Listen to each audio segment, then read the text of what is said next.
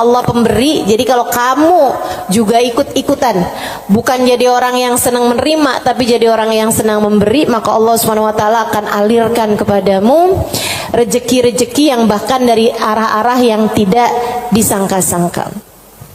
Saudaraku sekalian yang saya muliakan, Hubabah Maryam pernah bilang, Halimah jangan takut ngasih. Nak, jangan takut ngasih. Allah itu seringkali ketika kamu ngasihnya banyak, Allah juga ngasihnya banyak. Ketika Allah ngelihat kamu jalur keluar duitnya itu banyak, Allah juga bakalan ngasih itu buat memenuhin jalur keluarnya uang tersebut gitu. Assalamualaikum warahmatullahi wabarakatuh.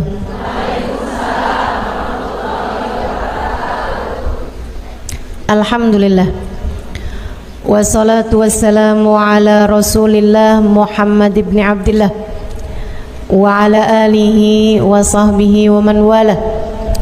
Subhanaka la ilma lana illa ma 'allamtana innaka antal alimul hakim. Rabbi shrah li sadri wa yassir li amri wahlul 'uqdatan min lisani yafqahu qawli, amma ba'du. Baik, sebelum kita mulai, kita akan baca niat belajar bersama-sama. Mudah-mudahan ilmunya nanti sekali lagi jadi ilmu yang manfaat buat kita sekalian. Bismillahirrahmanirrahim. Nawaitu ta'allum wa ta'lim wan naf'a wal intifa' wal mudzakarah wat tadhkir wal ifadah wal istifadah wal hidza ala tamassuk bi kitabillah wa sunnati rasulillah sallallahu alaihi wa alihi wasallam wa du'a ilal huda والدلالة على الخير ابتغاء مرضاته وقربه وثوابه وحسن الخاتمة مع اللطف والعافية وصلاح العاقبة برحمتك يا أرحم الراحمين. La hadratin Nabi Muhammad sallallahu alaihi wasallam wa alihi washabihi wazwaji wa dhurriyyati wa ahli baiti wasallimu jamil anbiya wal mursalin wal ulqan ajma'in. Anna Allah yaghfiruhum wa yarhamuhum wa ya'li darajatihim fil jannah wa yanfa'una barakatihim wa asrarihim wa anwarihim wa ulumihim wa nafaatihim fid din wa dunya wal akhirah. Al-Fatihah, baca bersama-sama. A'udzu billahi minasy syaithanir rajim. Bismillahirrahmanirrahim. Alhamdulillahi rabbil alamin. Ar-Rahmanir Rahim. Maliki yaumiddin. Iyyaka na'budu wa iyyaka nasta'in. Ihdinas siratal mustaqim. Siratal ladzina an'amta 'alaihim ghairil maghdubi 'alaihim waladdallin. Amin. Taqabbalallahu minna wa minkum, taqabbal ya karim. Allah tuh mau ngasih rezeki sama orang nggak pakai ada hitung-hitungannya, gitu kan? Pokoknya itu urusan langit, udah bener-bener yang Allah bilang rizqukum fis samai wa ma tu'adun, kata Allah. Rezeki kalian sudah selesai aku atur dari langit. Rezeki kalian sudah selesai aku atur dari langit. Saudaraku sekalian yang saya muliakan, nah kalau kita kepengen gitu kan kayak rezekinya digampangin, cara dapatnya gampang, menyenangkan, itu juga sama Allah udah dikasih clue-cluenya. Salah satu cluenya adalah dengan rajin sedekah. Salah satu cluenya adalah dengan rajin memberi, bukan hanya sedekah.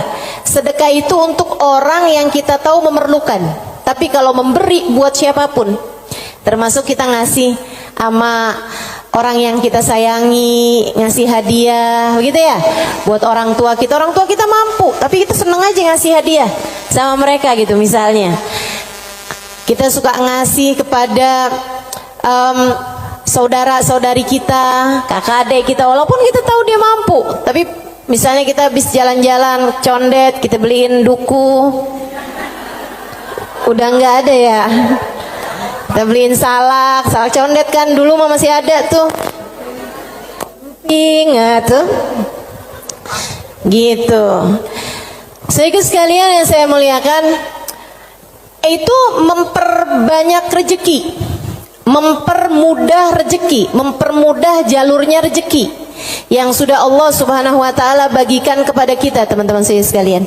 Nah, ini saya ingat ucapan Hubabah Maryam Al-Haddar, guru saya almarhumah. Beliau itu orang paling dermawan yang pernah saya kenal. Pasti ada banyak orang-orang dermawan, tapi orang paling dermawan yang saya kenal Hubabah Maryam Al-Haddar. Saudara sekalian, beliau tuh kalau bepergian bisa jadi lupa bawa uang buat belanja, lupa bawa uang buat apa, tapi nggak pernah lupa bawa uang buat sedekah. Karena memang ini orang satu senengnya ngasih luar biasa. Siapapun aja dia kasih.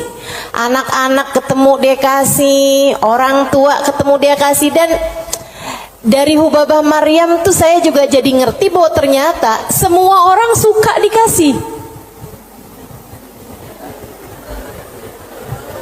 Subhanallah loh. Semua orang tuh seneng aja dikasih gitu. Walaupun dia orang mampu sekalipun gitu ya, tapi kalau dikasih tuh kok seneng aja gitu.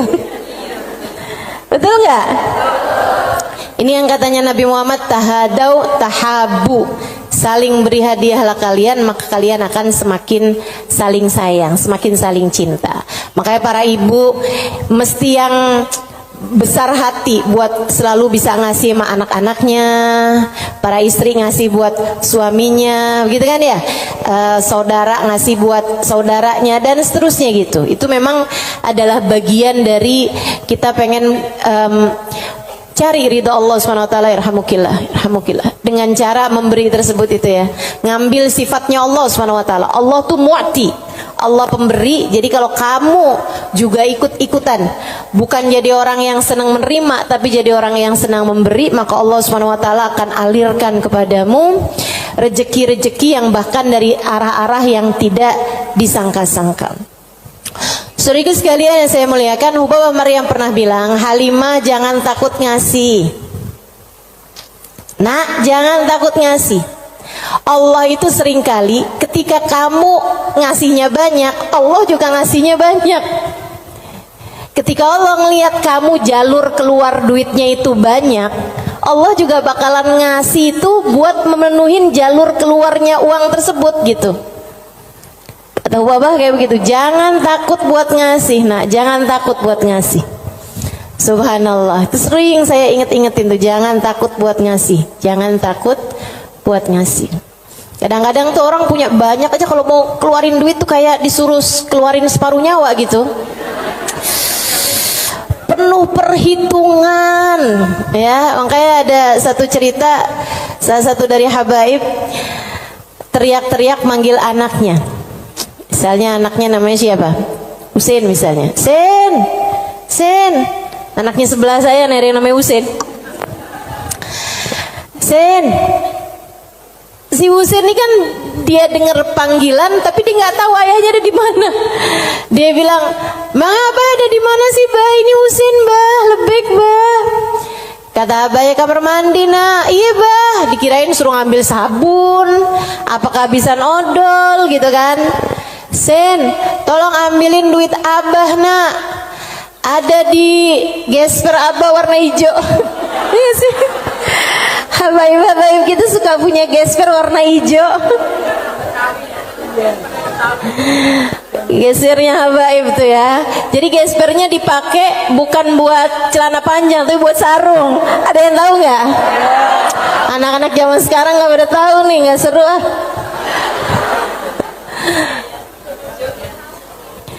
Dia bilang, ambilin duit Abah, nak. Kasihin kepada keluarga fakir miskin di jalan apa gitu, udah disebutin nama dia. Dikerjain sama anaknya saat itu juga, diambil uangnya kemudian diserahkan kepada keluarga yang dimaksudkan sama abahnya. Habis dia pulang, dia bilang sama abahnya, "Bah, abah kenapa sih bah sampai repot-repot lagi di kamar mandi, bukan nunggu aja ntar keluar." Abahnya bilang, "Nak, kalau keluar setannya lain lagi." Emang sedekah tuh kalau nggak cepet-cepet dikeluarin lain lagi tuh. Coba aja kamu ngeliat orang nih, ya ampun kesian banget, mau ngasih nih kayaknya 100.000 deh misalnya gitu. Kita inget nih di dompet kita ada 100 ribuan gitu kan. Pas kita buka dompet, tapi banyak juga loh orang kayak gitu, 50.000 aja apa ya gitu. Kelihatan ada duit yang hijau 20 ribuan. Terakhir keluarnya berapa? 5.000. Ada yang pernah begitu? Mana orangnya? Saya. Urusan sedekah luar biasa. Kalau nggak cepet-cepet dikerjain, luar biasa setannya teman-teman sekalian. Makanya mudah-mudahan Allah Subhanahu wa taala selamatkan kita dari segala sifat pelit-pelit ini nih. Baik itu yang namanya syuh ini udah pelit yang banget pelitnya, ataupun bakhil orangnya ya. Kalau yang tadi atas syuh orangnya namanya syahih. Kalau yang kedua nih bakhil, yaitu orang yang pelit sama apa yang dia punya, ama yang jadi miliknya dia mau ngeluarinnya tuh penuh dengan perhitungan. Dan gayahnya, puncaknya orang pelit yang kayak beginian nih, puncaknya pelit adalah dia sampai berusaha untuk bisa yang wajib-wajib pun jadi nggak wajib. Gimana caranya gitu? Kayak bayar zakat gitu kan, mikir-mikir mau bayar zakat harta 2,5% dari harta kita di akhir tahun. Itu kan kalau mau dicari-cariin jalannya biar nggak keluar zakat, bisa teman-teman, bisa. Terutama nih orang-orang kayak saya nih, belajar fikih kelamaan, belajar fikihnya lama, saya tahu persis cara mengelabui hukum Islam. Tetapi teman-teman saudaraku sekalian, ilmu ini walaupun saya mengetahuinya, saya tidak akan mengamalkannya buat diri saya pun juga buat orang lain. Kenapa gitu? Kamu sedang mengelabui siapa? Bukankah Allah Maha tahu segalanya? Kamu mau nih gimana caranya biar duit saya nih nggak saya zakatin? Oh, kamu begini. Misalnya gitu ya. Sekedar dirubah bentuk duitnya itu.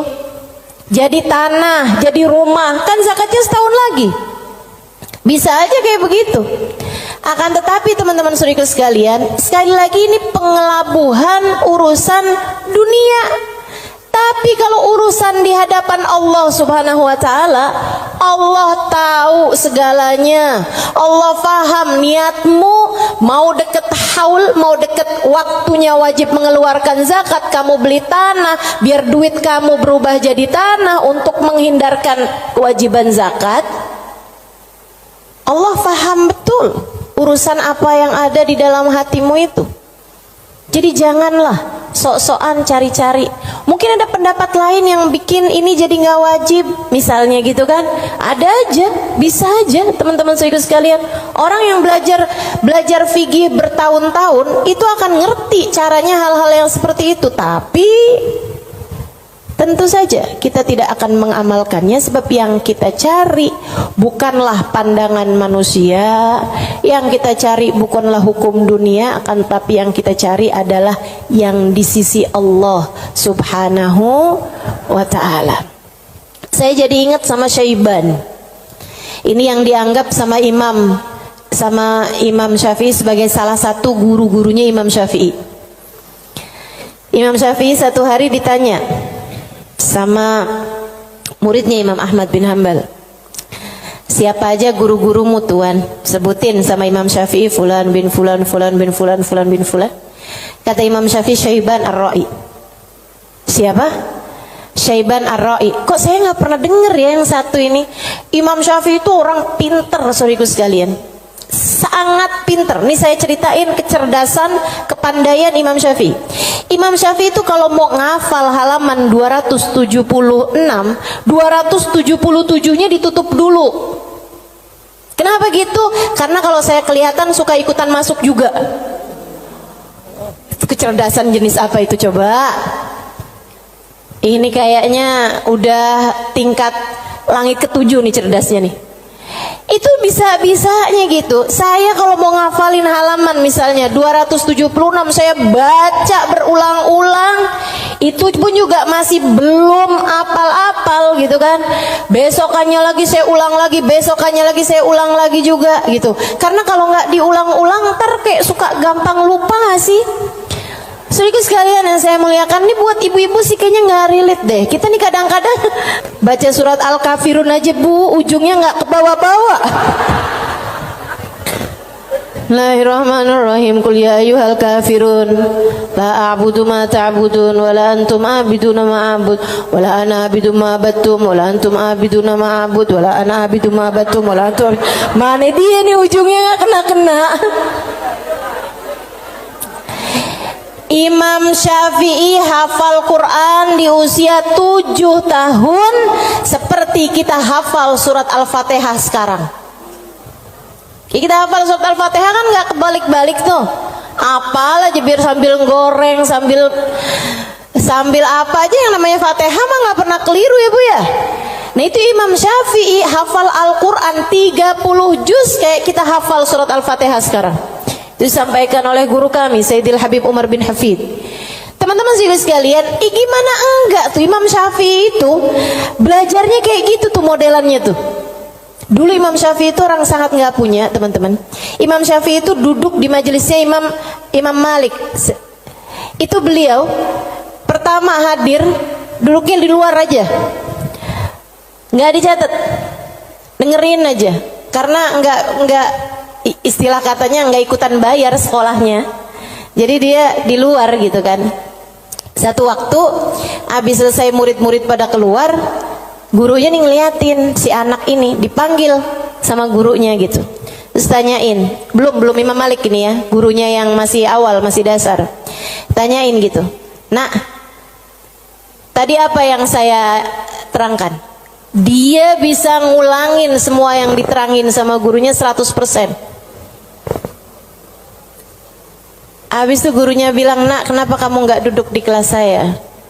Dia bilang, karena saya nggak ikutan bayaran. Nggak apa-apa, duduklah nak di kelas saya akan berbangga dengan kamu bisa duduk di kelas saya. Dah tuh Imam Syafi'i. Kalau mau ngafalin halaman sebelah, halaman yang sesudahnya tuh ditutup dulu sama beliau, karena gampang banget masuk, asal kelihatan kelebetan udah langsung masuk.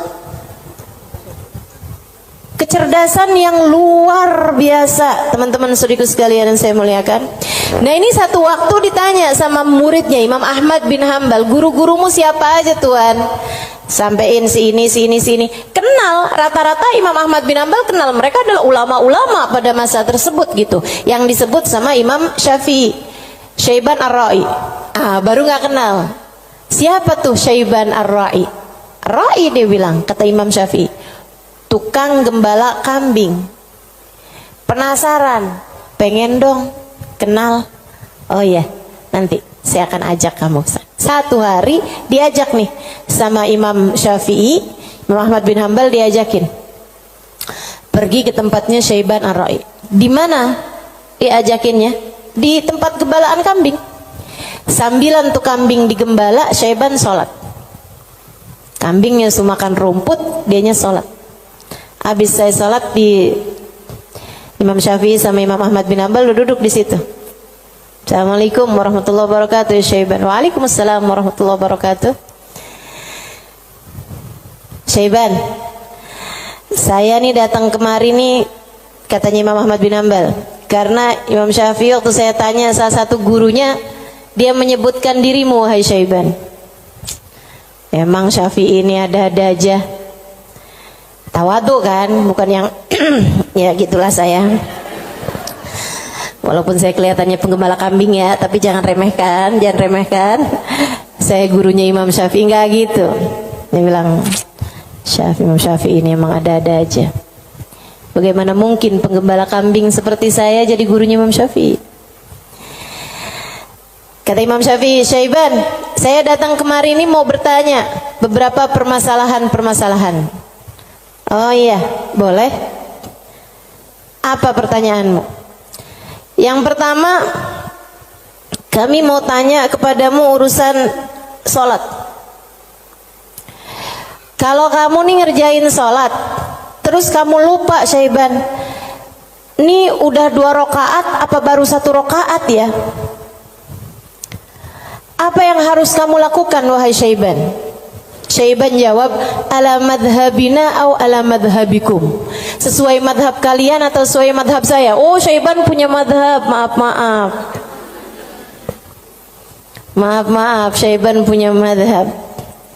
Katanya Imam Syafi'i, emang ada 2 madhab nih dalam masalah ini? Iya, tentu saja. Madhab kalian selalu berbeda dengan madhab saya. Oh, boleh kami tahu kalau sesuai dengan madhab kami gimana Syaiban? Kalau madhab kalian, kalau lupa berapa rakaat sholat, ngambil rakaat yang sedikit, kemudian sesudahnya sujud sahwi. Iya benar, kata Imam Syafi'i, benar. Begitu memang yang disampaikan oleh baginda kita Nabi besar Muhammad sallallahu alaihi wasallam. Kalau madhab kalian gimana Syaiban? Kata Syaiban, kalau madhab kami, madhab ahli tasawuf, madhab hamba-hamba dekat dengan Allah Subhanahu wa taala, madhabnya para wali lah boleh dibilang. Dia bilang kalau kami sholat menghadap Allah tapi kami sampai lupa berapa rakaat kami menghadap kepadanya, artinya kan pikirannya kemana-mana. Dia adalah orang yang sudah kurang ajar kepada Allah. Dia harus dihukum dengan puasa setahun dan qiyamul lail setahun. Itu hukuman buat orang, itu pelajaran buat orang yang bisa sampai lupa ngadep sama Allah Subhanahu wa taala. Ada yang mau ikutan madhabnya Syaiban?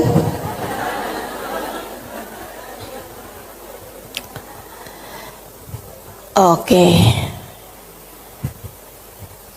Imam Ahmad bin Hanbal dia mikir, pantesan nih orang jadi gurunya Imam Syafi'i. Nggak salah. Dia bilang pertanyaan yang kedua, wahai Syaiban, ini saya mau nanya urusan zakat. Baik. Ini kan kamu kan punya banyak kambing nih Syaiban nih. Yang kamu gembalakan nih kambing-kambing mau bukan? Iya, kambing saya, kata Syaiban. Ada kayak berapa ekor lah kambingnya. Dia bilang, berapa zakatnya kambingmu ini wahai Syaiban? Syaiban kembali nanya, ala madhabina am ala madhabikum? Madhab saya apa madhab kalian? Dia bilang, emang ada 2 madhab juga nih dalam urusan zakat ini nih? Iya, selalu ada opini-opini, pemahaman-pemahaman dalam urusan agama. Dan teman-teman, agama Islam ini satu-satunya agama yang memperbolehkan kamu untuk bahkan menyuruh kamu untuk selalu berpikir. Agama yang paling natural, agama yang sesuai sama pola pikir manusia. Kamu harus berpikir biar selamat dari api neraka. Kamu harus berpikir, gitu kan? Bahkan Allah ketika menceritakan tentang orang-orang ahli neraka, lahum qulubun la yafqahuna biha, kata Allah. Mereka punya hati, punya pikiran tapi nggak dipakai mikir. Akhirnya jadi ahli neraka. Orang selalu aja tuh fa'tabiru ya ulil albab, gitu kan? Maka ambillah pelajaran dari sini wahai yang berpikir. Disuruh berpikir. Kita ini dalam Islam ini disuruh berpikir, nggak boleh kayak yang udah ini doktrinnya agama, udah ikut aja, nggak bisa. Islam ini adalah agama yang selalu memerintahkan kamu buat berpikir. Makanya Syaiban kepikiran tuh jawaban-jawaban yang tidak sesuai dengan konteks fikih, tapi tidak salah. Teman-teman. Ya orang yang lupa rakaat, kemudian dia merasa bahwa dirinya adalah seorang yang kurang ajar sama Allah Subhanahu wa taala karena menghadap Allah, tapi kepikirannya gelambiar kemana-mana. Kalau dia kemudian menghukum dirinya sendiri dengan puasa sepanjang tahunnya, itu tentu adalah sesuatu hal yang luar biasa tingginya gitu. Seseorang yang sudah mencapai tingkat spiritualitas yang sangat-sangat berkelas. Ditanya nih urusan zakat nih. Berapa zakatnya wahai Syaiban? Katanya Syaiban, ala madhabina am ala madhabikum? Sesuai dengan madhab kalian apa sesuai dengan madhab saya? Kalau madhab kami gimana Syaiban? Orang kan buat tahu kan mesti tahu perbandingannya. Oh kalau madhab kalian 40 ekor kambing, 1 ekor kambing, 121, 2 ekor kambing, selanjutnya setiap 100, 1 ekor kambing. Iya benar. Kayak gitu tuh. Zakatnya kambing. Menurut Islam sesuai dengan apa yang sudah diajarkan baginda kita Nabi besar Muhammad. 40 1 ekor kambing, 121 2 ekor kambing, selanjutnya setiap 100 1 ekor kambing. Jadi kalau kamu punya 900 ekor kambing berarti 9 ekor gitu. Kalau menurut madhab kalian gimana wahai Syaiban? Syaiban kemudian menjawab, kalau madhab kami, saya ini budak, budaknya Allah. Innama ana abd, saya ini adalah budak, budaknya Allah. Dan seorang budak tidak memiliki harta, sebab semua harta budak adalah harta majikannya. Dan itu benar, harta budak adalah harta majikannya. Jadi kambing-kambing saya ini ya udah terserah Allah aja.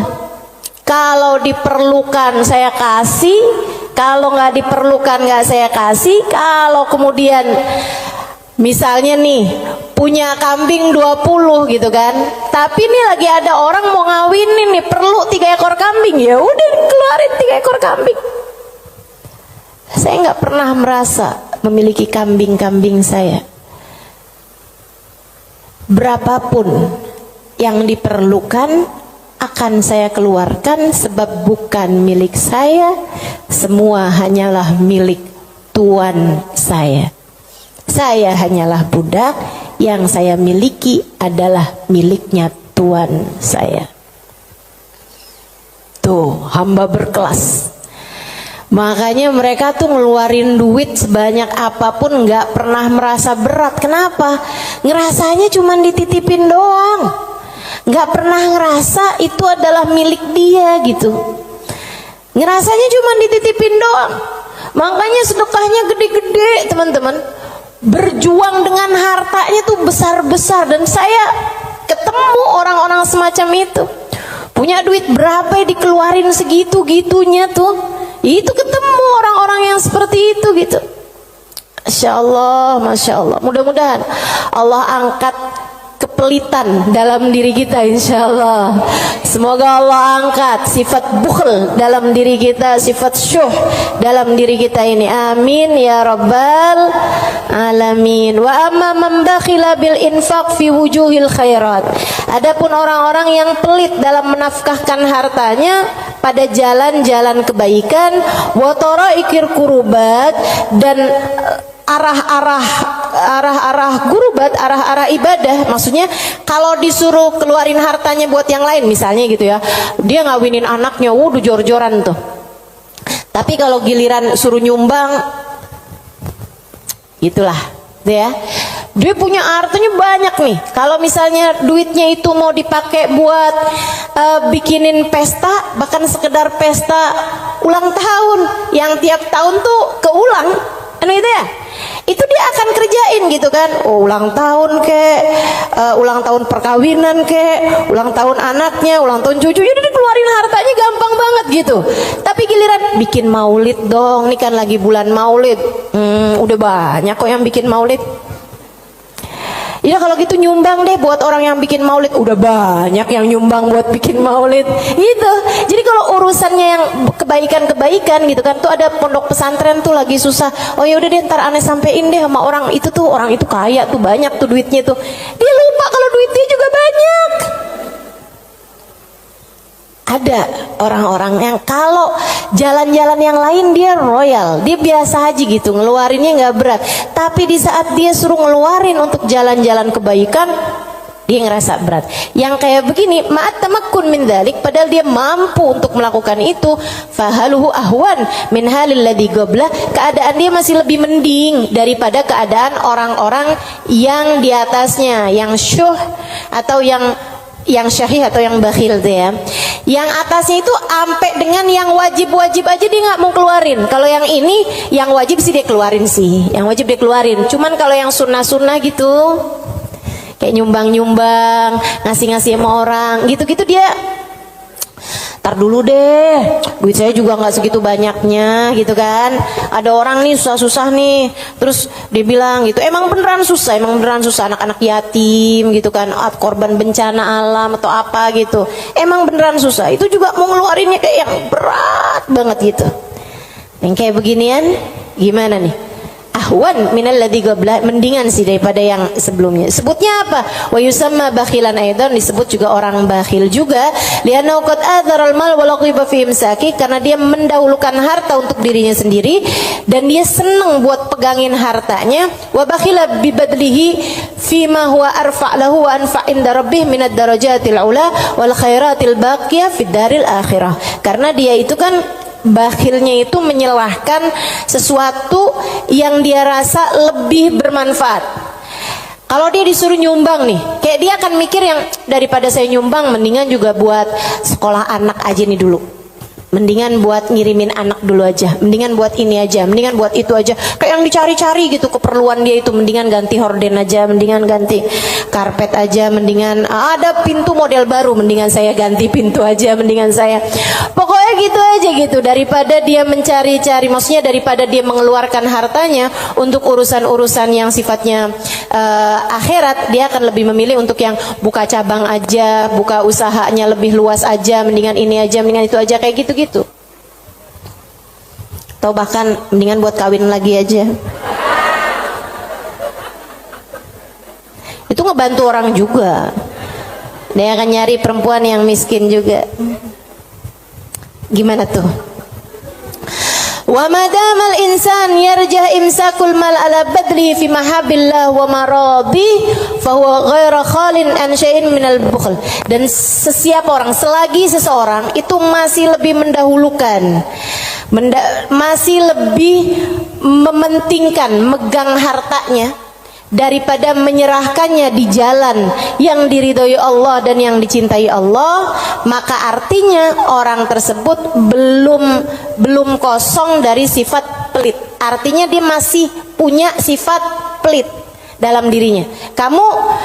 Uang kamu nih antara kamu serahkan buat beli sesuatu duniawi, sama kamu serahkan buat kepentingan akhirat, kamu ringanan mana?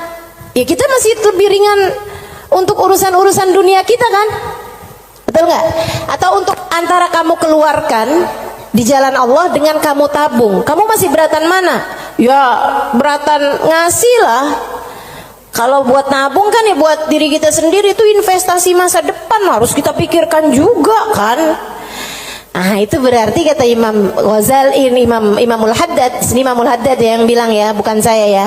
Berarti dia ya memang masih pelit juga. Kamu masih pelit. Selagi antara uang kamu pakai buat tabungan sama uang kamu serahkan untuk jalan-jalan kebaikan, kamu masih memilih untuk nabung. Berarti ini kayaknya kita semua masih pelit lah ya. Udah kita sepakatin aja dah. Masih pelit semuanya, ya Allah, ya Allah. Makanya masih harus terus-terusan berdoa. Allahumma inni a'udzubika minal ajzi wal kasal wa'ud. Allahumma inni a'udzubika minal hammi wal hazan wa a'udzubika minal ajzi wal kasal wa a'udzubika minal jubni wal bukhl wa a'udzubika min ghalabatid dain wa qahrir rijal. Itu masih harus terus-terusan kita baca teman-teman, tiap hari, tiap pagi kita baca doa itu. Ya Allah, beri kami hidayah untuk bisa ringan tangan dalam memberi, enggak terus-terusan pelit sama apa yang kami miliki ya Allah. Wala yakunul insan jawadan sakhiyan hatta yakuna badlul mal fi mahabbillah arja inda wa ahab ilaih min imsaki. Dan seseorang itu belum bisa disebut dermawan, belum bisa disebut sakhi, belum bisa disebut orang karim, orang dermawan sampai dia merasa bahwa menyerahkan uang di jalan Allah lebih dia sukai daripada menabung, daripada pegang duit itu, daripada dia nggak ngasihnya di jalan Allah gitu. Kalau kamu ngerasa masih ngasih itu lebih berat daripada kamu pegang, nah itu berarti kamu masih pelit. Tapi kalau kamu ngerasa udah yang ngasih lebih kamu sukai daripada kamu pegang, gitu ya, itu berarti kamu adalah seseorang yang dermawan. Udah jadi tambah jauh aja nih kita nih. Fa'lam dzalik wa'mal alaih. Ketahuilah hal ini dan amalkanlah, wallahu yatawalla hudak. Semoga Allah Subhanahu wa taala memberikan petunjuk kepadamu. Amin ya rabbal alamin. Wa minal muhlikat, dan salah satu dari sifat-sifat yang dapat menghancurkan seseorang, salah satu dari sifat-sifat penghancur amal ibadah seseorang, salah satu dari sifat-sifat yang dapat meluluh lantakkan dirimu, menurunkan nilaimu di mata Allah Subhanahu wa taala adalah al-ghurur, sifat ghurur, tertipu. Apa tuh tertipu? Wa makna, arti tertipu adalah an yulabbisul insan ala nafsih. Dia bikin samar kepada dirinya sendiri, wa yuriyahal umur ala khilafi ma hiya alaih. Dia memperlihatkan kepada nafasnya, kepada dirinya, ala khilafi ma hiya alaih, tidak sesuai dengan fakta yang ada. Wadzalik lidu'fi basiratihi 'ala din, dan yang seperti ini adalah karena lemahnya pemahamannya, basirahnya, basirah itu pandangan hati, lemahnya pandangan hati dia fiddin, dalam urusan agama, wa qillati ma'rifatihi bihaqaiqi, dan sedikitnya pengetahuan dia dengan hakikat-hakikatnya agama, walijahli li afatil a'mal wa mawaqa'id syaitan, dan karena yarhamukillah banyak bener sih, ada gak? Walijahlihi, dan karena ketidakfahaman dia biafatil a'mal, dengan penyakit-penyakitnya amal, wa makaid syaitan, dan tipu dayanya syaitan, wali ghalabati hawa nafs alaih, dan karena menangnya hawa nafsu menghadapi dia, wa rukunihi ila amaniha wa khuda'iha, dan karena tenangnya dia dengan angan-angannya dirinya sendiri serta tipu dayanya dirinya sendiri. Waqad qalallahu ta'ala, dan Allah Subhanahu wa taala telah menyampaikan, muhadziran li ibadihi minal ghurur, memberi peringatan kepada hamba-hambanya tentang bahayanya ketertipuan ini. Kata Allah Subhanahu wa taala, ya ayyuhan nas inna wa'dallahi haq, wahai sekalian manusia, sesungguhnya janji Allah itu benar. Fala taghurranakumul hayatud dunya, janganlah kehidupan dunia menipu kalian, wala taghurrannakum wala yaghurrannakum billahil ghurur, dan janganlah ghurur, tipu daya, menipu kalian dari Allah Subhanahu wa taala. Wa qala ta'ala fi wasfi ba'dil mughtarrin, dan Allah Subhanahu wa taala telah mensifati sifatnya orang-orang yang tertipu dengan firman Allah Subhanahu wa taala dalam akhir surat Al-Kahfi, alladzina dhalla sa'yuhum fil hayatid dunya wa hum yahsabuna annahum yuhsinuna sun'a. Mereka adalah orang-orang yang sesat jalan mereka di dunia, akan tetapi mereka menyangka bahwasanya mereka telah berbuat banyak kebaikan-kebaikan dunia. Banyak banget nih. Nanti Imam Ghazali, Imam Al-Haddad akan menerangkan tentang mereka-mereka ini. Wa qala ta'ala, dan Allah Subhanahu wa taala juga menyampaikan, walakinnakum fatantum anfusakum wa tarabbastum wartabtum wa gharratkumul amani hatta jaa amrullah wa gharrakum billahil ghurur. Ini ayat sebelumnya sangat indah sekali nih teman-teman. Sebentar saya akan bukakan. Kata Allah Subhanahu wa taala, walakinnakum fatantum anfusakum, akan tetapi kalian telah menipu diri-diri kalian sendiri, wa tarabbastum, dan kalian menunda-nunda, wartabtum, dan kalian merasa ragu, wa gharratkumul amani, dan kalian tertipu dengan angan-angan kalian sendiri, hatta jaa amrullah, sampai datang ajal menjemput kalian, wa gharrakum billahil gharur, dan kalian telah tertipu, dan tipu daya telah menipu kalian dari Allah Subhanahu wa taala. Al-Hadid ayat 14. Al-Hadid ayat 14.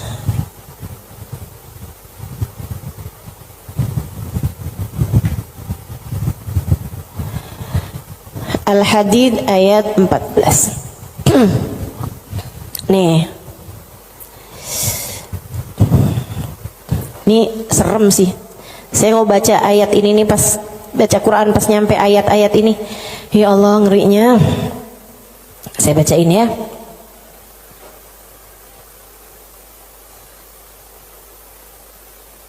Dari mana ya enaknya nih ya? Dari ayat 11 deh. Al-Hadid dari ayat 11. A'udzu billahi minasyaitonir rajim. Man dzalladzi yuqridullaha qardan hasana fayudha'ifahu lahu wa lahu ajrun karim. Kata Allah, siapa di antara kalian yang mau menghutangi Allah? Ini Allah nih dari taunya orang-orang tuh ama hartanya tuh medit banget, pelit banget, sampai Allah bilang, kamu di saat sedekah, kamu nggak lagi ngasih buat orang, kamu lagi ngasih hutangan kepadaku, kata Allah. Kamu lagi ngasih tuh, kamu lagi ngasih hutang sama aku, kata Allah. Man dzalladzi yuqridullaha qardan hasana, siapa yang menghutangi Allah dengan hutangan yang bagus. Hutangan yang bagus tuh ada orang miskin dikasih. Ya, ada orang yang kepengen sekolah, nggak mampu sekolah, kamu sekolahkan. Ada janda-janda yang kepengen usaha, nggak punya modal, kamu modalin, gitu kan? Ada orang tua-tua yang emang udah nggak bisa lagi usaha, kamu berikan nafkah bulanan kepada mereka gitu. Ada yang lagi ngebangun misalnya pondok pesantren atau masjid yang memang tidak akan kembali berupa keuangan ya, maksudnya secara langsung gitu kan. Nah itu semuanya ini disebut sebagai jalan-jalan kebaikan. Allah menyebutnya sebagai qardhan hasana, hutangan kepada Allah. Kenapa Allah bahasanya sampai pakai utang? Dan yang hutang itu Allah, kayak Allah tuh lagi yang tenang, utang, aku akan bayar. Dan aku kalau bayar nggak main-main, aku lipat gandakan minimal 10 kali lipat. Dan teman-teman, saya sih nggak tertarik sama urusan 10 kali lipat. Kamu sedekah balik 10 kali lipat, saya nggak terlalu tertarik sama itu. Saya tertarik sama sesuatu yang kita nggak bisa beli pakai uang, yang kita nggak bisa beli pakai uang. Itu yang lebih membuat saya tertarik ketika bersedekah. Maksudnya gini nih, kalau misalnya kayak kalau kamu ngasih 100.000, Allah bakal gantikan dengan 1 juta, 10 kali lipat kan? Saya nggak terlalu tertarik tuh sama yang begituan. Saya lebih tertarik kalau kamu kasih 100.000, Allah akan berikan kepadamu Halimah sesuatu hal yang bahkan kamu nggak bisa belinya dengan uang. Dan itu nyata teman-teman. Kamu nggak bisa beli kesolehan anakmu.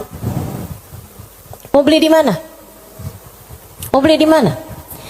Kamu pergi cari apapun, kamu nggak bisa beli kesolehan anakmu. Kayak apa rasanya kamu bangun di waktu malam, terus kamu lihat, kok kamar anak saya nih lampunya masih nggak gelap semuanya ya. Biasanya kalau tidur dia gelap semua. Kamu buka pelan-pelan kamar anakmu, karena memang kamu udah bilang sama anakmu untuk kalau tidur jangan dikunci misalnya gitu. Kamu buka kamar anakmu dan di sanalah kamu lihat di jam 2 malam, jam 3 malam dia sedang bersimpuh di atas sejadahnya. Kamu bisa beli di mana hal kayak begituan? Saudariku sekalian yang saya muliakan, kamu punya anak-anak hatinya baik-baik. Bahkan kamu punya suami hatinya menyayangi kamu dengan tulus, bisa beli di mana? Kamu memutuskan untuk pakai skincare, pasang filler, kamu udah sulam alis, sulam bibir, kamu bahkan mungkin oplas, nambahin tingginya hidung, belum tentu bikin hati suamimu sayang padamu, betul? Beli di mana tuh rasa sayangnya suami kepada seorang istri? Belinya sama Allah Subhanahu wa ta'ala. Sebab Allah yang menggerak-gerakkan hati manusia. Saudaraku sekalian yang saya muliakan, Allah tuh kalau kamu kasih hutangan sama Allah Subhanahu wa ta'ala, kamu sedekahkan hartamu di jalan Allah Subhanahu wa ta'ala, Allah bisa bayar kamu dengan hal-hal yang gak bisa kamu beli pakai uang. Keberkahan kehidupan, kesolehan hati anak-anak, rasa sayang, rasa cinta di hati suamimu kepadamu, hati yang damai, kehidupan yang tenang, hati yang bahagia dalam taat pada Allah Subhanahu wa ta'ala. Bahkan hidayah, inayah, taufik dalam dirimu, teman-teman saudariku sekalian. Gimana caranya mau beli? Kamu bisa bangun di waktu malam, kemudian 2 rakaat, 4 rakaat, 6 rakaat kamu mengerjakan ibadah pada Allah. Kemudian kamu beristighfar, kemudian kamu berdoa, kemudian kamu menyebut-nyebut namanya. Kenikmatan yang kayak begituan kamu gak bisa beli pakai uang. Itu hidayah dari Allah Subhanahu wa ta'ala. Suamimu gak mau sholat kecuali dengan berjamaah, itu hidayah dari Allah Subhanahu wa ta'ala. Yang beginian nih hidayah-hidayah menuju kepada surga Allah Subhanahu wa ta'ala. Hati lapang, hidup bahagia, hati tenang, gak bisa dibayar pakai uang. Gak bisa dibayar pakai uang. Dibayarnya pakai apa? Yang bisa mengerjakan adalah Allah. Maka hutangi Allah. Allah bisa membayarnya dengan itu semua. Karenanya saya sampaikan teman-teman, saya gak tertarik sama yang kalau kamu sedekah balik 10 kali lipat. Kalau kamu keluarin, kamu jual motor, kamu kasih sedekah, kamu dapat Avanza. Enggak, saya gak tertarik, mohon maaf. Bukan karena saya nggak tertarik sama pemberian Allah, tapi pemberian Allah yang masih bisa dibeli dengan uang, itu adalah pemberian-pemberian yang tidak berkelas. Allah bahkan memberinya kepada orang paling kafir di atas muka bumi sekalipun. Tapi kesolehan hati anak-anakmu, kesolehan hati suamimu, kesolehan dirimu sendiri, Allah kasih hidayah buat kamu bangun di waktu malam membaca beberapa ayat Al-Quran. Allah kasih kamu bangun di waktu malam, kamu menengadahkan tangan berdoa kepada Allah SWT. Saat itu Allah, setiap kali kamu memanggil ya Allah, ya Allah, ya Allah, Allah menjawab labbaik ya abdi was'adaik, labbaik wahai hambaku, apa yang kamu mau, apa yang kamu mau, minta apa yang kamu mau. Ampuni dosa-dosa saya ya Allah. Allah bilang labbaik hambaku, aku ampuni dosa-dosamu. Mudahkan saya berbuat kebaikan ya Allah, labbaik hambaku, labbaik hambaku. Aku akan memudahkanmu berbuat kebaikan. Kasih saya ilmu yang manfaat ya Allah, labbaik hambaku. Aku akan beri padamu ilmu yang manfaat. Saudariku sekalian yang saya muliakan, yang ini nih tidak akan Allah berikan kecuali kepada hamba-hambanya yang Dia cintai. Assalamualaikum warahmatullahi wabarakatuh.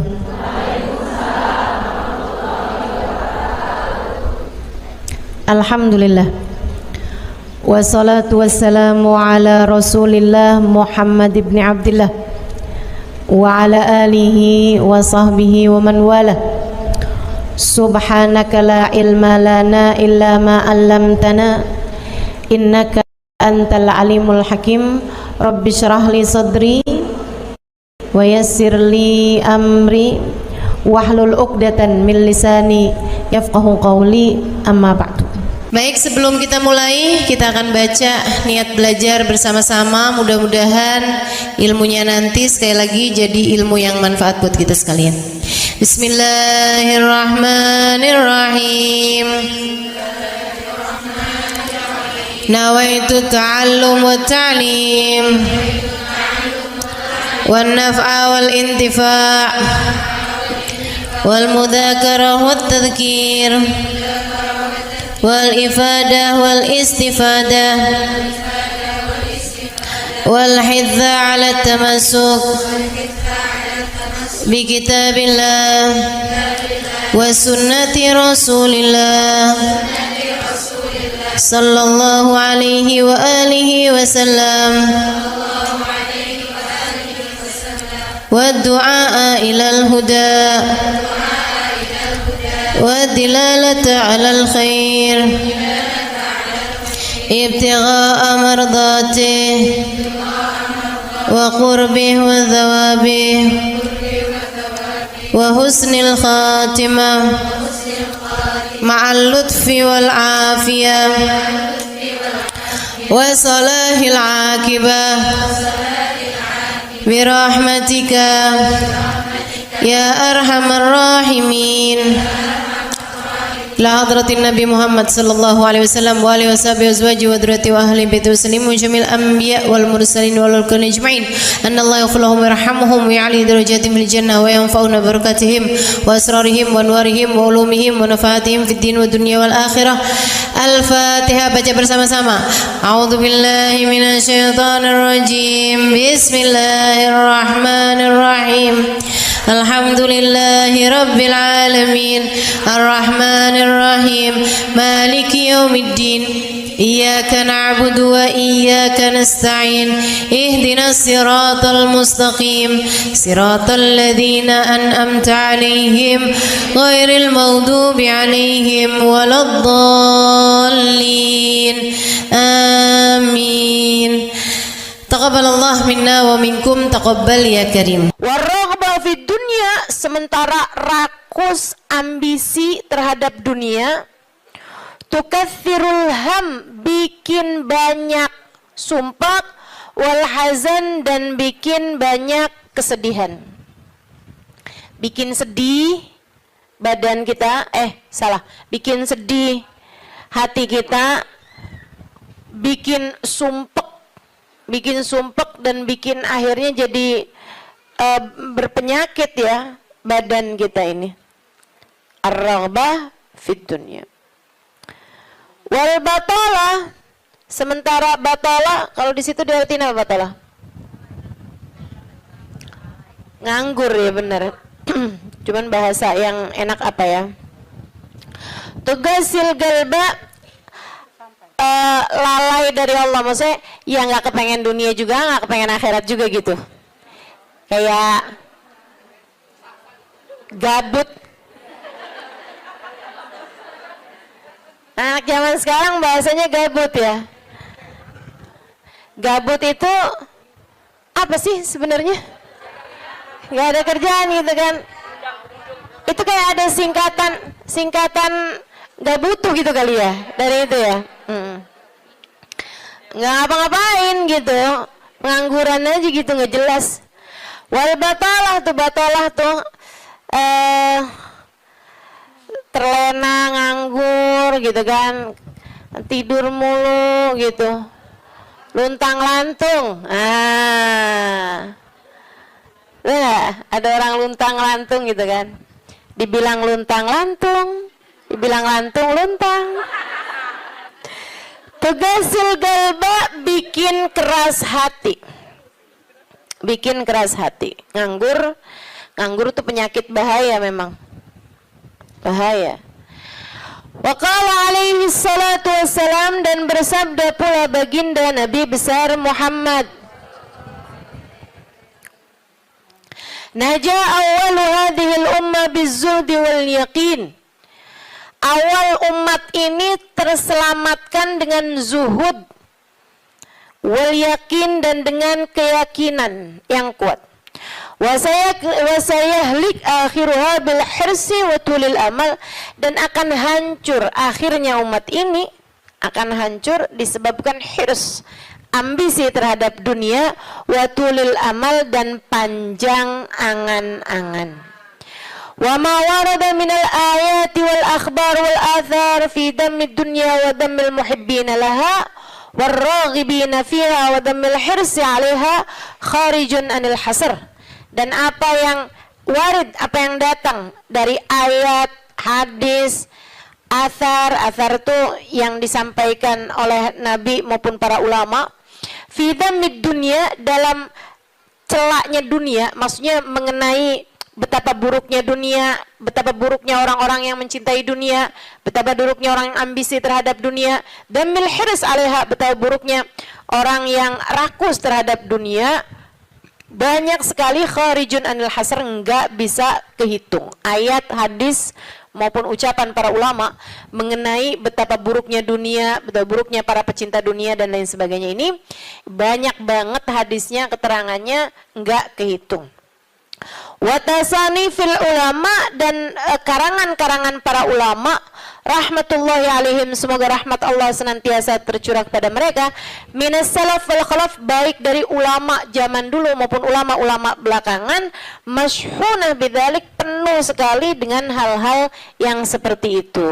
Kayak Imam Ghazali gitu kan, nulis dalam kitabnya baik Ihya Ulumuddin ataupun kitab yang terakhirnya beliau itu namanya Minhajul Abidin dan lain sebagainya, itu banyak banget mengenai hal-hal yang seperti ini gitu. Betapa pentingnya kita untuk zuhud terhadap urusan dunia. Tsumma inad dunya ibaratun wallahu a'lam bisawab. Sampai situ ya. Nabi Muhammad alaihissalam mengatakan, az-zahada fid dunya tuyrihul qalba wal badan.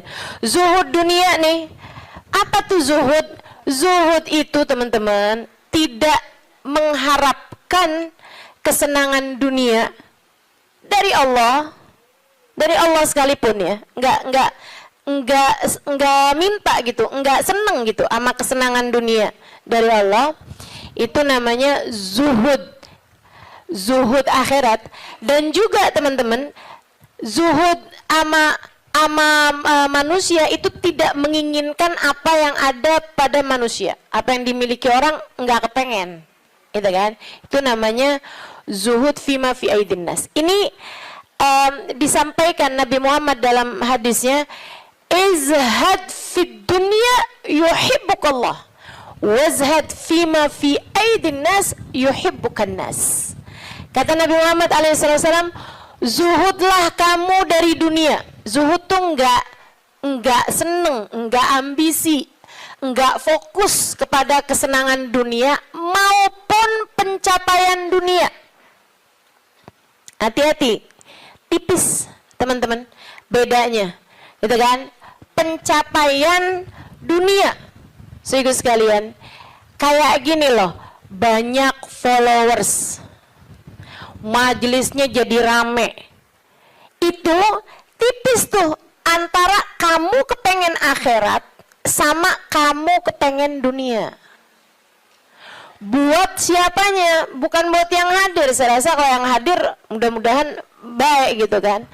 Tipisnya itu buat pelaku-pelaku dakwah, baik yang rumahnya buka buat majelis atau dia buka majelis, atau yang ngajarnya nih gitu.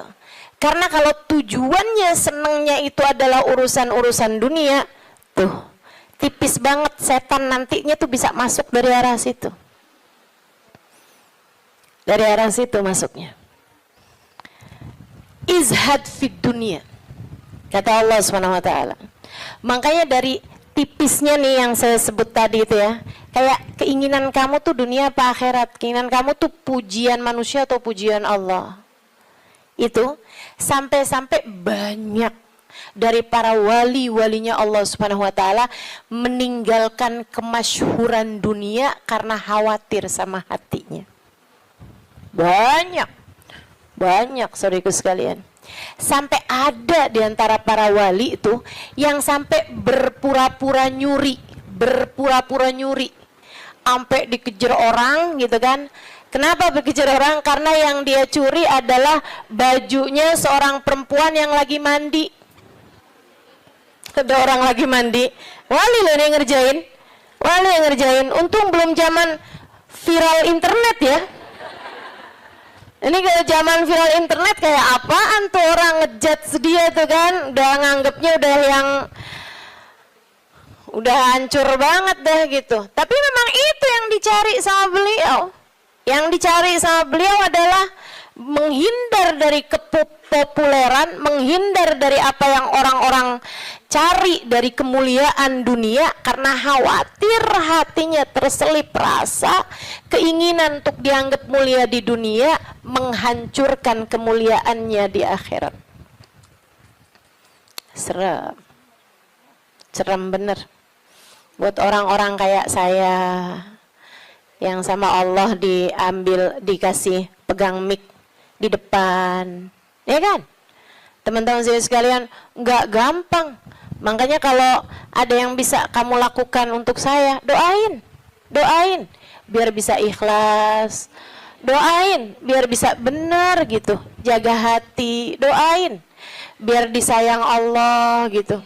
Kesian nih, begitu udah masuk nih setan, teman-teman saya sekalian, setan tuh ya datang ke pedagang beda, datang ke orang awam beda, datang ke ulama beda lagi. Waduh, yang datang ke ulama nih setannya juga ulama. Setannya juga kelas profesional, gitu kan? Jadi nggak ecek-ecek gitu loh. Setannya juga setan-setan berkelas, teman-teman saya sekalian. Nah itu kan yang belum tentu selamat gitu, belum tentu selamat. Masya Allah. Ada tuh zamannya Imam siapa ya? Ada Imam Ghazali cerita dalam Ihya-nya. Kita suka ketawa-ketawa tuh dengerin cerita Imam, maksudnya kalau baca ceritanya Imam Ghazali yang begitu-begituan. Kata Imam Ghazali dalam Ihya-nya tuh, ada orang atau di Minhaj ya, wallahu a'lam, pokoknya salah satu kitab Imam Ghazali lah. Imam Ghazali cerita, ada orang dia itu ulama, teman-teman. Cuman ulamanya itu masih suka yang ya gitulah, masih ada kesenangan dunianya. Senang sama popularitas, senang sama dimuliain orang, senang sama ini sama itu. Ada satu ulama khomul, ulama yang lain nih, ulama yang nggak seneng namanya terkenal, nggak seneng, dia nggak seneng sama urusan begituan, urusannya antara dia sama Allah, tapi ilmunya luar biasa. Ulama yang kedua nih, ini ulama yang pertama nih, saya nggak inget namanya gitu ya, dua-duanya nih saya nggak inget namanya. Nah ulama yang pertama nih, dia lagi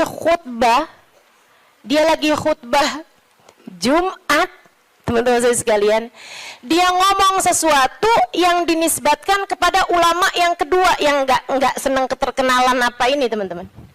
Dia ngomong bahwa saya pernah dengar kayak, kan ada orang-orang itu ya Allah, mudah-mudahan Allah bersihkan hati kita semuanya nih ya. Ada orang-orang yang kalau cerita sama orang lain, bahkan di mic sekalipun, senang menunjukkan kedekatannya sama ulama yang lain atau sama orang-orang yang berilmu, guru-guru apa segala macam gitu kan ya. Yang tujuannya adalah biar orang tahu nih, gua deket sama si ini, gua deket sama si itu. Paham maksud saya? Mudah-mudahan Allah selamatkan hati saya, mudah-mudahan Allah selamatkan hati kita semua. Jadi sekalian, dia bilang tentang ulama B nih. Dia bilang, saya pernah dengar syekh ini mengatakan gitu kan. Syekh itunya hadir di majelis tersebut. Ya. Dan yang diomongin sama Syekh A ini tentang Syekh B itu nggak pernah diomongin sama Syekh B-nya. Paham? Jadi ulama A ini bohong tentang ulama B. Bohongnya di khutbah Jumat cuman untuk menunjukkan betapa dekatnya dia sama ulama B tersebut itu.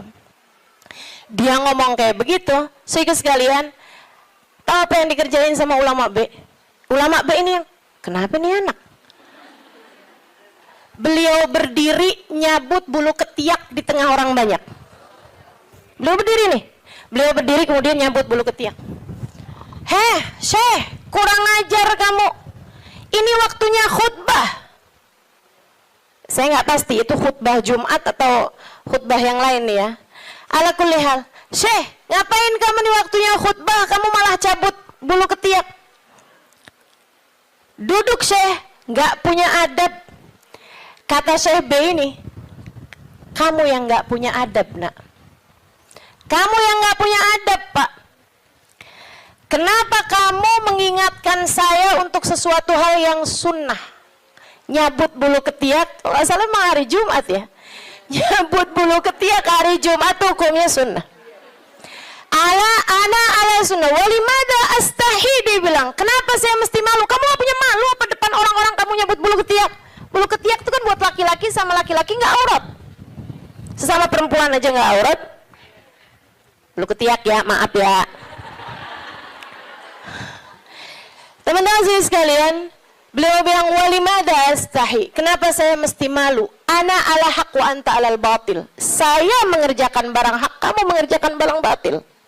Dia bilang saya mengerjakan barang hak, nyabut bulu ketiak sunnah hari Jumat. Dia bilang kamu ala batil. Karena kamu menceritakan tentang saya sesuatu yang tidak pernah saya katakan. Saya Syekh Fulan, sebutin nama dia namanya. Ya Allah, merah padam mukanya. Seram teman-teman, seram. Ya gitulah. Kadang-kadang tuh sampai tipis banget keinginan dakwah atau keinginan pamer. Tipis. Setannya tuh ngebisikin sampai kayak suara semut. Katanya Nabi Muhammad alaihi salatu wassalam, "Ar-riya yadhubbu ala ummati kadhabibin naml." Riya itu bersuara di hati umat saya kayak suaranya semut. Nyaris enggak kedengeran. Enggak kedengeran suaranya. Antara kamu seneng agama Allah jadi tinggi atau kamu seneng nama kamu jadi tinggi. Tipis, segaris, bahkan lebih tipis daripada kulit bawang teman-teman. Oke, mesti terus minta perlindungan sama Allah. Ya Allah, ya Allah, ya Allah, ya Allah. Bimbing terus ya Allah, ya Allah, ya Allah. Gitu. Mudah-mudahan Allah karuniakan keikhlasan bagi kita sekalian insyaallah. Sebab yang namanya pencapaian akhirat teman-teman. Dan pencapaian akhirat kita nggak pernah tahu. Pencapaian akhirat tuh kita nggak pernah tahu. Taunya kapan? Ntar di akhirat. Namanya juga pencapaian akhirat. Taunya entar di akhirat. Saat kamu berhasil menghadap Nabi Muhammad. Saat namamu menjadi seseorang yang dikenal oleh Nabi Muhammad. Kalau mau bangga tar di sana. Kalau mau bangga ntar di sana. Saat kamu bisa melewati jembatan Sirat secepat kilat. Saat kamu bisa selamat masuk surga Allah Subhanahu wa taala. Saat kamu bisa digiring di belakang bagindamu Nabi besar Muhammad. Mau membusungkan dada saat itulah silahkan. Mau ngerasa diri sesiapa saat itulah silahkan. Mau menganggap diri berhasil mencapai kemuliaan saat itulah silahkan. Mau menganggap diri mencapai pencapaian dalam dakwah saat itulah silahkan. silahkan. Mau menganggap diri soleha, saat itulah silahkan. Jika sampai namamu dipanggil oleh Nabi Muhammad, jika sampai kamu diperkenankan bersalaman dengan Nabi Muhammad, jika sampai Nabi Muhammad berkata raditu biki, aku ridho kepadamu, saat itulah silakan melayang-layang teman-teman. Sebelum itu terjadi, kamu masih antara-antara, kamu masih ada di tepi jurang. Selagi itu belum terjadi, kamu masih ada di persimpangan jalan antara dinaikkan kepada Allah atau dihancurkan oleh Allah Ta'ala.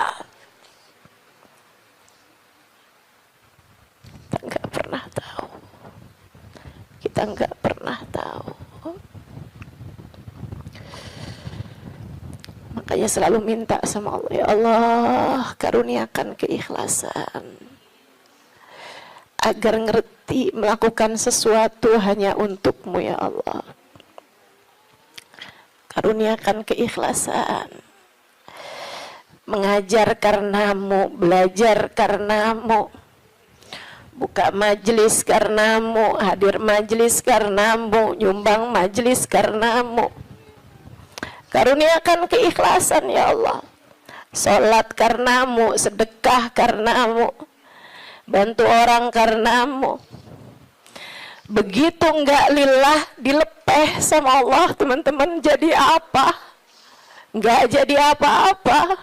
Mau ribuan jamaah, mau kayak gimana yang terjadi juga, kalau dilepeh sama Allah jadi apa? Ditolak sama Allah, mau apa kamu?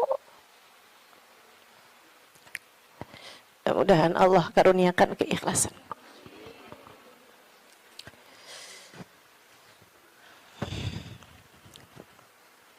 Az-zahada fid dunya, zuhud di dunia, zuhud dunia, ngarepnya cuma Allah semata. Izhad fid dunya, yuhibbukallah. Kalau Allah lihat hatimu nggak punya ketertarikan sama dunia, Allah cinta padamu. Gitu kata Nabi Muhammad. Hah? Hati kamu masih ngarep dunia nggak nih? Hati kamu masih ngarep harta, pandangan orang, jabatan, kemuliaan di mata manusia? Kamu masih fokus ke sana apa enggak gitu? Hati kamu masih fokus ke sana, jangan salahkan siapa-siapa. Kalau Allah pun juga belum fokus mengaruniakan rahmatnya kepadamu. Sebab aturannya jelas, kata Nabi Muhammad, izhad fid dunya yuhibbukallah. Bagaimana mungkin Allah akan menempati hatimu jika hatimu masih penuh sesak dengan selainnya? Teman-teman, kamu kalau mau taruhin di kamarmu itu lemari baru, tempat tidur baru, kamu mesti keluarin yang lama. Kalau kamarmu itu masih banyak banget barang-barang lain, yang nggak mungkin yang baru bisa masuk ke dalam kamarmu. Kan begitu? Hati kamu juga gitu. Hati kamu juga gitu. Sedikit sekalian yang saya muliakan, bagaimana mungkin Allah akan berkenan bertahta di hatimu jika hatimu selama ini masih penuh sesak dengan selainnya? Penuh sesak dengan selainnya, penuh sesak dengan anggapan orang, penuh sesak dengan cinta manusia. Yang kamu pikirin gimana biar suami tetap cinta padamu. Duh, kamu luar biasa. Siapa yang lagi di WhatsAppin sama suami, siapa yang lagi diteleponin sama suami, sekarang suami lagi di mana, sama siapakah, jangan-jangan dia sedang berada dalam pelukan perempuan yang lain. Waduh, Bagaimana kamu berharap Allah bertahta dalam hatimu jika hatimu penuh sesak dengan selainnya? Teman-teman, keluarkan nya yang kecil-kecil agar nya yang besar berkenan bertahta di hatimu. Keluarin yang lain-lain. Keluarin perkara harta, perkara cinta manusia, pujian orang, semuanya keluarin.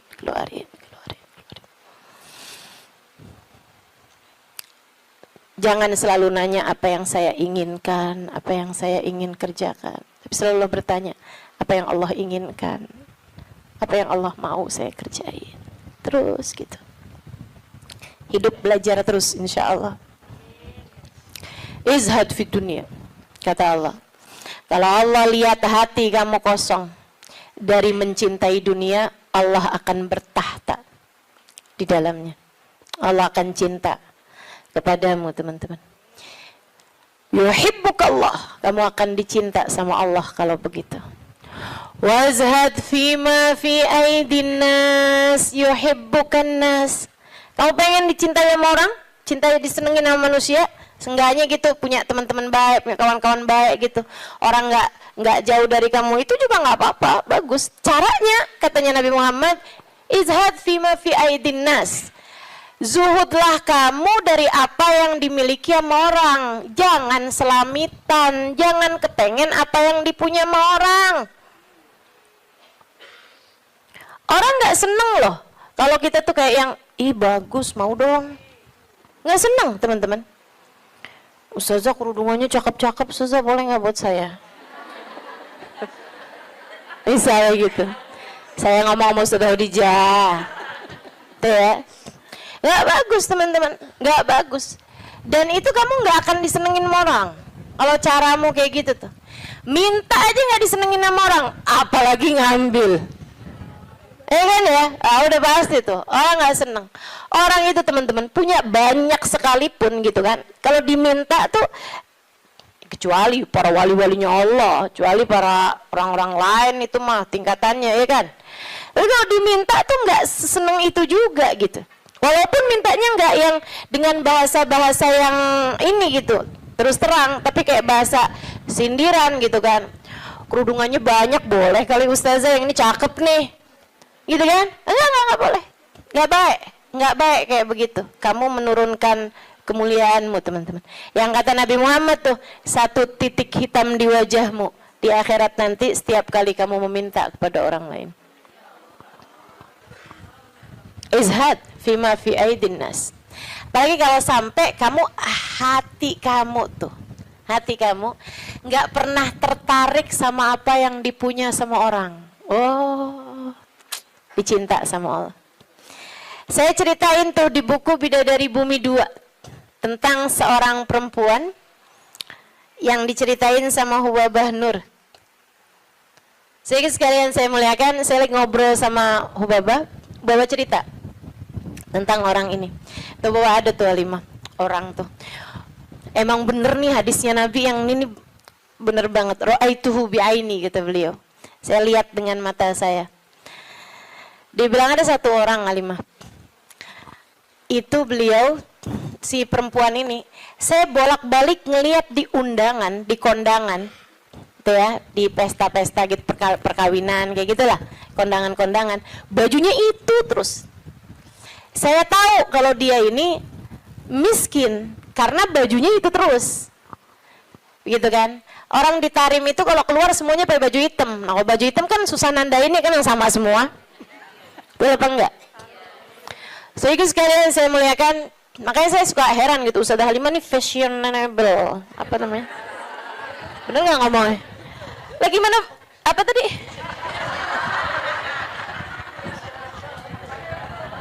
Gimana ngomongnya? Itu dah, pokoknya itu dah. Lah orang saya tiap hari pakai hitam. Begitu ya. Sehingga sekalian, nah ini kan kalau keluar mah agak susah ditandain karena kan semuanya hitam gitu. Tapi kan kalau pas kondangan tuh, orang sana itu kalau kondangan dalam ruangan semuanya perempuan, mereka dandan. Mereka pakai baju gitu kan. Pakai baju yang berwarna-warni, ya. pakai baju warna-warni. Nggak ada yang pakai baju hitam tuh, nggak ada yang pakai baju hitam. Saya waktu enggak, dulunya nggak tahu gitu kan, saya pakai baju hitam aja gitu masuk. Buka, waduh gimana nih mau buka ya? Habisannya terus udah ngerti gitu lama-lama. Jadi teman-teman, kata Hubabah, orang ini kalau kondangan baju itu mulu. Akhirnya saya punya niat, kalau nanti saya keluarin baju, saya panggil tuh orang. Saya cari tahu dan dia nih rumahnya ini apa, keluarganya siapa gitu. Saya paham, saya tahu tempatnya, karena Tarim tuh kecil, kota kecil. Jadi semua orang memang saling kenal sama lain.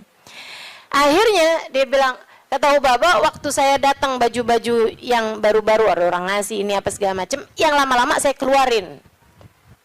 Hubabah tuh begitu teman-teman, ngajarin kepada kita jangan sampai yang aduh penuh banget, kamu masuknya iya keluarnya kagak gitu kan. Ada yang masuk, ada yang keluar. Akhirnya mau Hubabah baju-baju yang lama-lama tuh dikeluarin, bagus-bagus tentu aja ya, dan semua orang juga seneng dapat bajunya Hubabah gitu kan. Jangan terus minta, jadi kepikir nih, berangkat ke Tarim meminta baju mau Hubabah. Tentu berkah kan ya, tentu berkah, tapi ya sekali lagi jangan minta. Subhanallah teman-teman, kalau nggak minta tuh, kalau mintanya mau ntar kasih. Jadi kepikir ya, mau minta sama Allah, nggak usah yang gitu-gitu juga. Mau minta sama Allah tuh pahala aja, udah pasti enak. Teman-teman sih sekalian, akhirnya Hubabah itu ngeluarin baju-baju beliau, ada setumpuk lah gitu. Beliau panggil tuh orang perempuan itu, panggil sama Hubabah. Dia seneng banget, dan memang miskin banget teman-teman. Bajunya cuma itu aja, buat kondangan itu, buat keluar itu, buat sholat itu gitu. Dia cuma segitu itu bajunya gitu. Baju sholat kayak mau kena gitu, tuh ya. 2, kalau 1 dicuci kan ada gantinya gitu. Terus baju keluar dia gitu, baju hitam 1, terus baju hari-harinya dia kayak daster gitu buat di rumah, 2 potong 2 biji gitu, tuh 1-nya lagi baju buat kondangan. Udah gitu aja, simple hidupnya. Jadi sekalian dipanggil tuh perempuan sama Hubabah. Kata Hubabah, saya habis ngeluarin baju-baju nih, silahkan kamu pilih yang mana yang kamu mau, sisanya tolong bagiin, kamu yang bagiin gitu, sama siapa yang kamu mau deh gitu. Di depan Hubabah nih, majelis nih, dia bilang, oh gitu Hubabah, Masya Allah Hubabah, Masya Allah, mudah-mudahan Allah berkahi Hubabah, mudah-mudahan doain panjang lebar gitu. Saya pikir orang alhamdulillah ya, saya memberi kepada orang yang tepat nih gitu. Orangnya seseneng itu gitu dikasih baju. Makasih Hubabah, makasih. Mudah-mudahan Allah tambahin Hubabah, mudah-mudahan doa apanya. Habis itu dia sama satu, wah ini cocok nih buat ponakan saya nih. Kata, wah ini cocok nih buat teman saya sih itu. Satu lagi, wah cocok nih buat adik saya nih, ini cocok nih buat tangga saya, ini cocok. Sampai habis semuanya, nggak ada satu pun yang buat dia. Kata Hubabah, begitu semuanya buat orang lain tanpa ada satu pun yang buat orang tersebut, ya Allah, 5 saat itulah saya jatuh cinta padanya. Bener banget yang Nabi Muhammad bilang, izhad fima fi aidin nas yuhibbukan nas. Ketika kamu tidak tertarik sama apa yang dipunya sama manusia lain, sama orang lain, justru manusia akan cinta padamu. Manusia ini memang unik. Allah tuh seneng kalau ada orang seneng sama apa yang dimiliki sama Allah, Allah seneng. Allah tuh diminta seneng. Allah itu kalau ada orang tertarik sama apa yang ada pada Allah, surga, gitu kan? Itu kan yang Allah janji-janjikan kan? Allah tuh kalau melihat orang tertarik ke surga, tertarik sama hisab yang mudah, tertarik ke perjumpaan dengan Allah, tertarik, Allah malah seneng teman-teman. Manusia nih justru kebalik. Manusia tuh kalau ada orang tertarik sama apa yang dia punya, malah nggak demen Terutama perempuan, kalau ada orang tertarik sama suaminya, dia nggak demen banget tuh.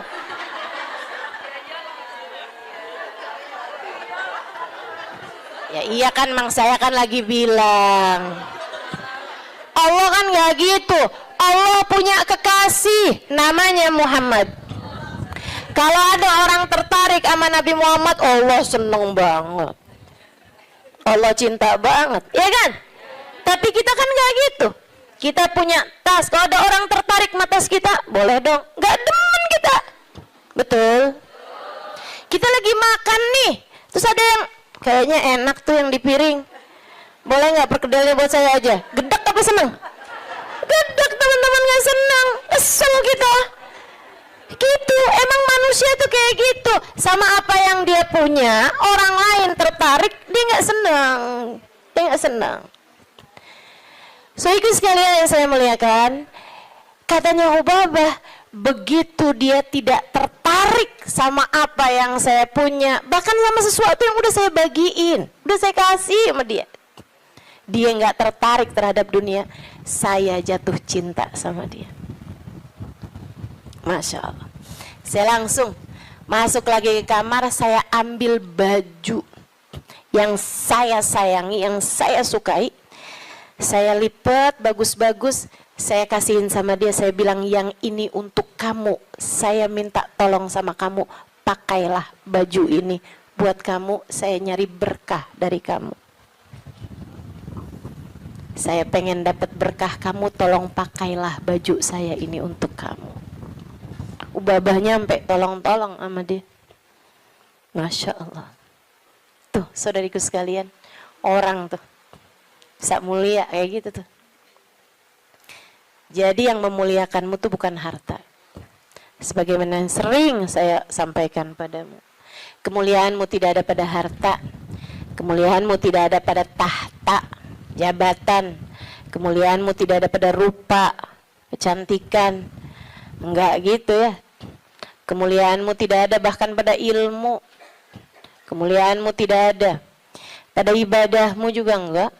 Teman-teman saya sekalian, ibadah mah kita kerjain aja. Tapi bukan berarti kamu udah ibadah terus kamu jadi mulia, enggak gitu juga. Kemuliaanmu ada pada Allah Subhanahu wa taala. Allah berikan kepada siapapun yang Dia kehendaki. Makanya nyari mulia, deketi Allah. Deketi Allah. Mudah-mudahan kita tidak dihalangkan untuk bisa dekat dengan Allah Subhanahu wa ta'ala. Itu zuhud, teman-teman. Suatu hal yang perlu banget buat kita minta. Ya. Katanya Imam Ghazali, kalau buat zuhud kayak zuhudnya orang-orang dulu, kayak zuhudnya para sahabat, oh kamu nggak sanggup tuh. Kamu nggak sanggup. Menjadikan semuanya buat Allah, kayak yang saya ceritain kemarin tentang Syaiban Ar-Ra'i. Semua kambing milik Allah Subhanahu wa taala. Yang dimauin sama Allah kita kasihin. Begitu kan? Kita nggak benar-benar punya, katanya Syaiban. Ini kalau mau zuhud-zuhud kayak orang-orang dulu gitu rada berat, teman-teman. Akan tapi kata Imam Ghazali, buat kalian ada dua aja dah zuhudnya. Gimana tuh Imam? Zuhud buat kalian dua aja. Yang nggak punya jangan tertarik, yang nggak punya jangan minta, jangan tertarik, jangan nggak ada urusan, gitu ya. Sama yang barang yang kita nggak punya, sama perkara yang kita nggak punya, kamu nggak usah minta, kamu nggak usah tertarik. Yang ada jangan dinikmati sendirian. Dunia yang kamu punya jangan dinikmati sendirian, bagi kepada yang lain. Yang kamu nggak punya nggak usah minta.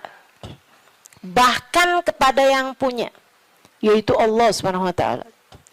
Yang kamu nggak punya nggak usah tertarik gitu. Ustazah, jadi kita minta sama Allah pun juga nggak usah Ustazah. Ya kalau kamu nggak sanggup minta sama Allah aja lah. Begitu kan? Minta sama Allah. Jangan sampai minta sama orang. Jangan minta sama suami. Teman-teman saya suka, Ustazah serius nih nggak minta sama suami. Ih, saran saya begitu.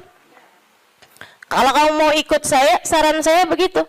Saya alhamdulillah sampai sekarang kayaknya hampir nggak pernah minta sama suami. Alhamdulillah. Ya Ustazah kan ada duitnya banyak. Ya sekarang Sekarang duit saya banyak, teman-teman. Sekarang duit saya banyak. Ini saya ceritain ya, sekedar tahaddusan bin ni'mah. Sekedar tahaddusan bin ni'mah. Saya itu pulang dari Tarim, teman-teman, nggak kenal duit. Saya itu kenal dari Tarim, itu bolak-balik, pergi-pergi kemana-mana kagak bawa duit. Masya Allah. Sampai suami sih ketawain saya dulu. Pernah gitu satu waktu, saya pergi majelis. Teman-teman pasti nggak tahu tuh, zaman saya belum terkenal. Tahun 2003, tahun 2002 gitu kan. Saya pernah ada majelis maulid. Banyak dulu majelis maulid yang saya hadir nggak diminta bicara, banyak. Banyak. Saya berulang kali hadir di Al-Hawi nggak diminta bicara. Ya hadir aja. Hadir aja nggak apa-apa. Kenapa emang?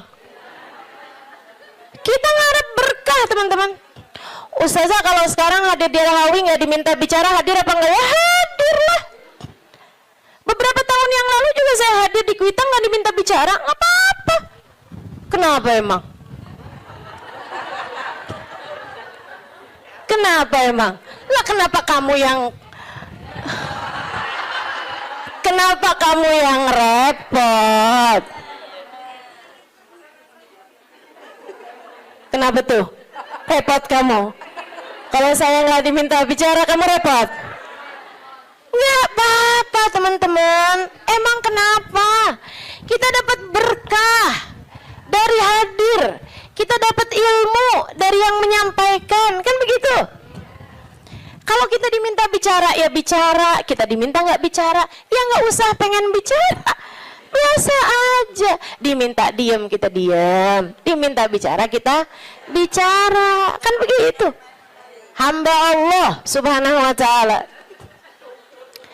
Saudara sekalian saya muliakan, ala kulli hal. Gitu ya. Enggak, saya cuma mau bilang aja, maksudnya bahwa yang sekarang kamu kenal itu dulunya juga nggak dikenal. Kan begitu ya? Sekarang Habib Umar bin Hafid misalnya gitu. Siapa orang nggak kenal sama Habib Umar bin Hafid? Ya kan? Apakah pernah ada masanya Habib Umar nggak dikenal? Banyak, panjang masanya Habib Umar juga nggak dikenal. Gitu. Jadi biasa-biasa aja. Yang masalah itu adalah rasa hati kita.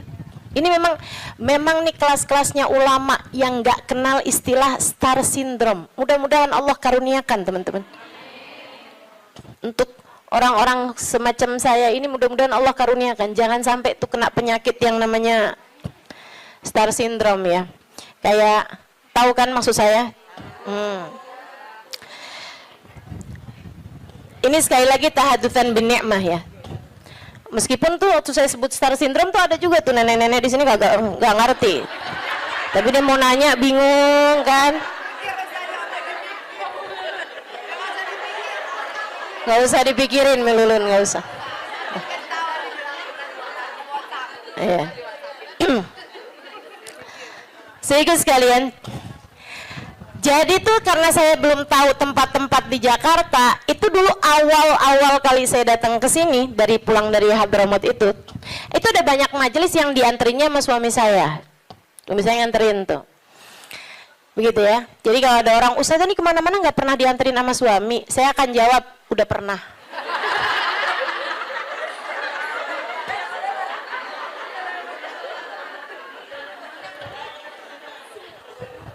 Udah pernah, tenang.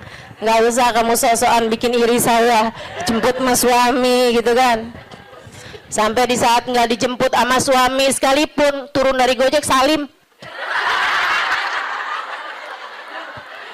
Gara-gara kebiasaan dianterin sama suami.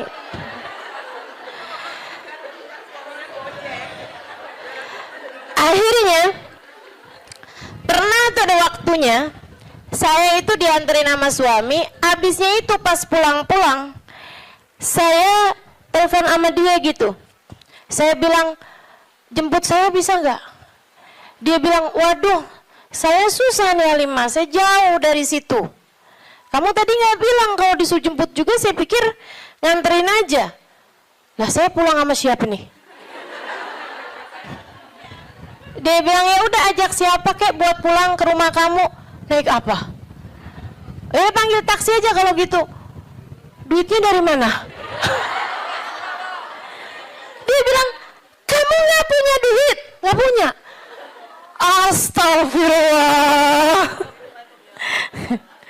Dia bilang, saya kawin sama siapa ini? Nggak ngerti duit. Masya Allah, Masya Allah.